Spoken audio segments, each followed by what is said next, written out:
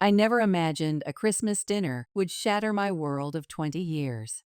The private dining room at Le Blanc, one of the city's most exclusive restaurants, sparkled with holiday decorations and the soft glow of crystal chandeliers. I sat next to my wife, Celeste, watching her laugh with her college friends over glasses of vintage champagne. At 44, she was still striking, her success as a senior marketing executive evident in her confident demeanor. Gabriel, remember when we first met in high school? Celeste casually mentioned, her fingers toying with the stem of her champagne flute. I noticed she didn't elaborate on our dating history, just left it at that brief encounter reference. Oh my God, high school sweethearts. Vanessa Cooper, her former roommate, exclaimed, nearly spilling her drink.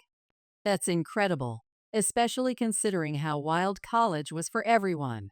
I played along, forcing a light chuckle. Well, I'm not sure Celeste was quite as wild as I was. The words left my mouth as a joke, but something in Vanessa's expression made my stomach tighten. She started to say something, but Celeste cut her off sharply. Vanessa, please. There was an edge to her voice I'd never heard before, a hint of panic that made my investigative instincts flare.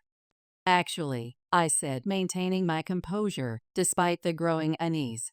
We dated throughout college. We were together the whole time. The silence that fell over the table was deafening, broken only by the gentle clink of silverware from nearby tables. As we were leaving the restaurant, Vanessa pulled me aside near the coat check. Her voice was low, concerned. Gabriel, you need to have an honest conversation with Celeste about her college years. The weight of her words hung in the crisp December air. In my Lexus, heading home, I couldn't shake the gnawing feeling in my gut. Celeste, what was Vanessa talking about? I asked, keeping my eyes fixed on the road. It's nothing, Gabriel. Ancient history. Her dismissive tone only heightened my suspicion. If it's nothing, why can't you tell me? I pressed, my knuckles whitening on the steering wheel. She sighed, staring out the window at the passing city lights. Just drop it, okay? It doesn't matter now. Back at our penthouse, I made a decision that would change everything. I'm staying at my brother's until you're ready to talk about what really happened in college. The words came out calmer than I felt, but they carried the weight of 2 decades of trust being called into question. The next day, the truth revealed. The morning light was harsh when Celeste arrived at my brother's house. Her usual polished appearance seemed strained, her designer outfit a stark contrast to her nervous demeanor. As a senior marketing executive, she was used to controlling narratives, but today she seemed to be losing grip on one that had lasted 20 years. I slept with other men during my first 2 years of college, she finally admitted, standing in my brother's living room. Her voice was steady, almost defensive. It wasn't a big deal. We were long distance, and honestly, I didn't think our high school romance would survive anyway. The words hit me like a physical blow. Here I was, a successful investment banking manager who prided himself on calculating risks and reading situations, yet I had missed this for 2 decades. How many? The question came out before I could stop it. At least 10 different men. She said it like she was discussing quarterly reports. Including 3 guys you met at parties when you visited, and she hesitated, then added, Marcus Reynolds, who I still see at industry conferences. The room spun slightly. Marcus Reynolds, a name that had appeared in countless group photos and social media posts over the years. The successful colleague who had always seemed to hover at the edges of our social circle. We were college kids, Gabriel. It was different then. Different? My voice was quiet but sharp. You introduced me to these men. You maintained friendships with them. You let me shake their hands, share drinks with them, all while knowing. The magnitude of the deception was staggering. True to my meticulous nature, I began divorce proceedings on January 2nd. The same attention to detail that had served me well in investment banking would now guide me through ending my marriage. Celeste's attempts to normalize her actions only strengthened my resolve. This wasn't about a few youthful indiscretions. It was about decades of calculated deception, family reactions, and counseling. Our children, Isabella and Dominic, were practically adults at 19 and 17, but breaking the news still felt like navigating a minefield. The modern penthouse living room, usually a symbol of our success, felt suffocating as we gathered them for the conversation. "There's something we need to discuss," I began, my investment banker's composure barely masking my inner turmoil. "Your mother and I are getting divorced." Isabella, home from her prestigious college, leaned forward on the leather sofa. "Dad, did you cheat on Mom while she was away at school?" The question caught me off guard, and I saw Celeste flinch beside me. "No, Isabella," Celeste spoke up, her marketing executive confidence faltering. "I was the one who was unfaithful." The admission hung in the air like heavy smoke. We kept the details minimal, agreeing that our children didn't need to know everything. The penthouse's floor-to-ceiling windows offered a panoramic view of the city, a reminder of how far we'd come from our college days and how far we had to fall. During our counseling sessions at an upscale therapy center in the financial district, more truths emerged. Through conversations with Celeste's former roommates, I learned that the 10 men was a conservative estimate. There had been a pregnancy scare, another secret kept from me for over 2 decades. But what truly sealed our fate was Celeste's recent confession about Marcus Reynolds. "It was just dinner," she explained during one session, her designer outfit impeccable as always. "Nothing physical happened." "Just dinner?" I echoed, the familiar feeling of betrayal rising again.